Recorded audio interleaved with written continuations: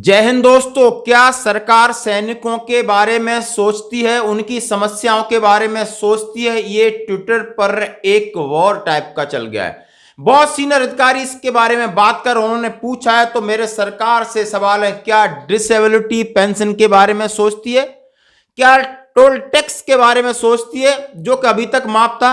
क्या one rank one pension के बारे में सोचती है? नहीं। जब ये मुद्दे जब इनसे पूछे जाते हैं, सब कुछ चल रहे हैं, तो इनके जवाब क्या मिलता है? जवाब मिलता है, चाहे गलवान हो या तमांग, भारतीय सेना ने शौर्य और पराक्रम का परिचय दिया है। इनकी जितनी प्रशंसा की जाए उतनी कम है। ये जवाब है। मतलब सेना की तारीफ होती है, बट सैनिकों की जो डिमांड है उनकी चिंता नहीं होती है कि सेना, भारतीय सेना, आप समझ सकते हो कि 15,200 जमीनी इसका बॉर्डर है और 7,516 समुद्री बॉर्डर है। उसकी सुरक्षा और यहां के जनमानस की सुरक्षा और आपातकालीन स्थिति में ये जो भारतीय सेना है आपके लिए अपना सब कुछ त्याग कर, अपना जीवन दांव पे लगाकर आपकी सुरक्षा करती है।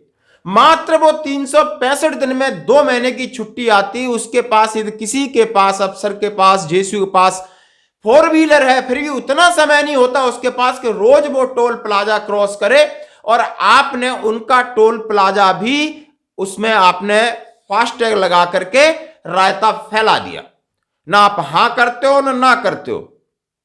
आपका national highway authority of India को चिट्ठी लिखी जा रही है, गडकरी जी को चिट्ठी लिखी जा रही है, एमओडी लगातार लगा है, एयरफोर्स वाले लगातार लगे हैं।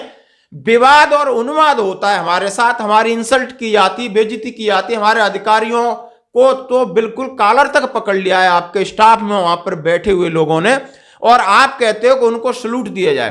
तो आपने टोल टैक्स के बारे में जब सवाल आज कई दिनों से पूछा जा रहा है, आपके पास जवाब नहीं है।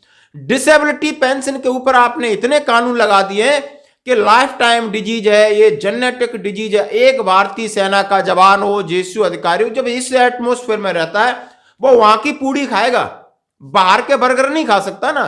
जो पकेगा, जो सरकारी राशन आएगा वो खाएगा, वो पूरी एक्टिविटी में भाग लेता है। यदि किसी की बॉडी में कोई बीमारी हो जाती है, आप बोलते हो इसमें डिसेबिलिटी पेंशन नहीं, ये नाना, मतलब इसमें है नहीं। ऐसा क्यों कि जवान अपनी जिस एटमोस्फेयर में रहता है उसको आप डिसेबिलिटी पेंशन के लिए उसको एएफटी और कोर्ट में जाना पड़ता है। ताजा उदाहरण है वन रैंक वन पेंशन का, जो आपके सामने है, बिल्कुल सामने है, बिल्कुल पिक्चर की तरह है, लेकिन इसको कोई मुद्दा नहीं बना रहा। दुर्भाग्य इस बात का है कि जो विपक्ष में लोग हैं वो भी ऐसे ही हैं। वो पता नहीं कौन से मुद्दे उठाते हैं, वो उनके फिसल जाते हैं कि ये सामने पड़ा है। इस मुद्दे को कोई भी, राज्यसभा का भी अभी अधिवेशन जो विंटर सेशन चला था उसमें किसी ने नहीं पूछा।